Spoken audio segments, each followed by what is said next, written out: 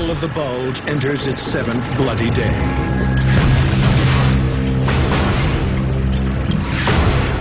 Elements of the 5th Panzer Army have driven 80 kilometers into Belgium and encircled the key Allied-held town of Bastogne. General George Patton sends the 4th Armored Division to break the siege. And on the morning of December 23rd, Lieutenant Colonel Albin Erzik leads his tanks into the village of Chaumont, 12 kilometers south of Bastogne. So B Company started to advance down the town. And at that point, the heavens open up and all hell breaks loose.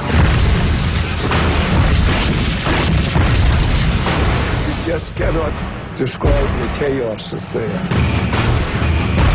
It was a platoon of 4 Tiger Jags.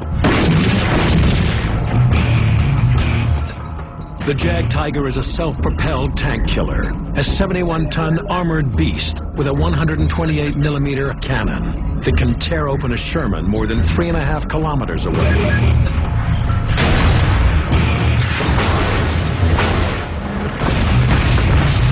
There's tanks being hit, bang, bang, bang, all over the place.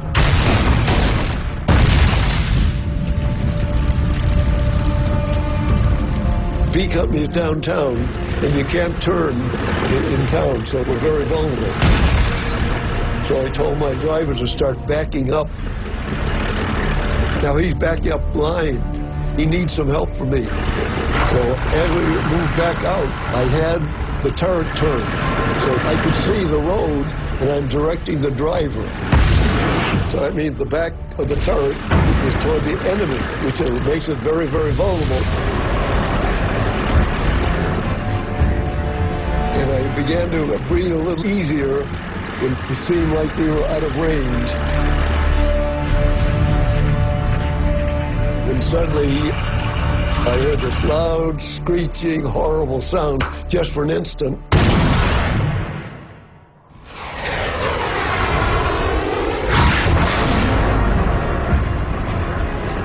And the tank was pushed forward as though some sledgehammer had hit it.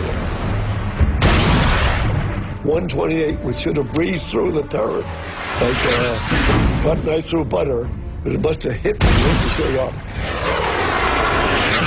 So I told the driver, keep going. As we were moving back, I noticed there was a seam in the tank turret with daylight showing. So I knew something had hit the turret. And we finally pulled the tank out of range. I asked myself the question, why are we still here? Why did my tank survive this battle when I had this terrible, terrible blow? Next to the antenna well was something. It was an object. And to this day, I don't know why it was there. And the only thing I can conclude is that it must have hit this appendage and ricocheted off.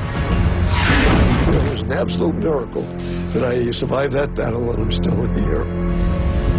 At the Battle of Chaumont, Combat Command B loses 18 tanks and most of their crews.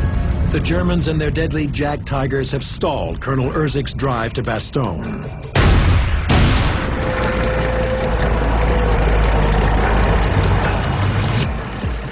"12 kilometers to the southeast, tanks of the Combat Command Reserve move towards Bigonville. Their mission is to take the heavily defended town and protect the flank of units advancing towards Bastogne. En route, they encounter a German patrol. But we made our approach into Bigonville, and I pulled our tank up behind the railroad track. Momentarily, here came a Sherman tank and 2 German SPs. They captured an American Sherman and painted out our stars and painted on their cross. And when I came up behind the railroad track, my hull was in defilade. Defilade, the tank comes up from the rear, and as it approaches up, its gun points over the hill. That's called hull defilade because the hull is not seen by the enemy. The gunner's periscope was about 14 inches higher than the tube. The gun was looking at the track.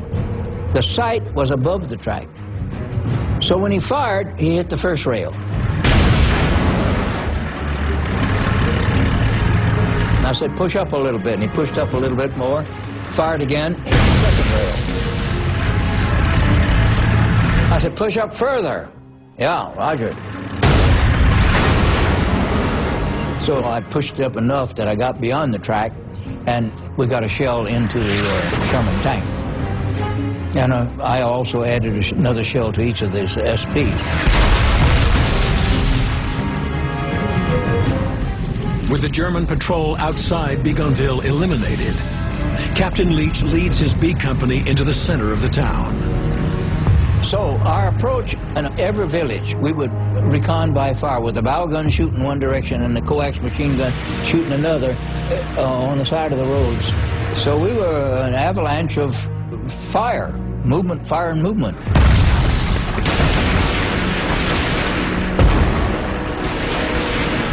We fought in the hatch open mode.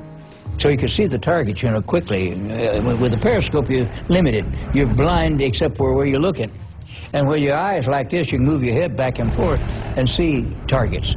So we could engage quickly, but the enemy could also engage us quickly because we're exposing ourselves. So we had a lot of injured tank commanders as a result of fighting unbuttoned. Our infantry had failed to clear out all the houses. The German soldiers were still in some of these houses. But my tanks were all over the streets. And moments later, I'm hit. The bullet went into the helmet, as you see right here. It cut the sweatband off of my head, and this I had underneath. And here is where the bullet hit my head and knocked me out. So I passed out and fell into the turret floor. They jokingly said, "Captain, get your butt back in the turret, you got work to do." Well, I did have work to do.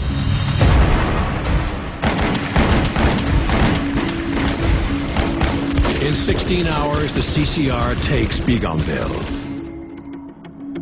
And on December 24th, General Patton orders them to join the main attack towards Bastogne, and they spend Christmas Day moving west.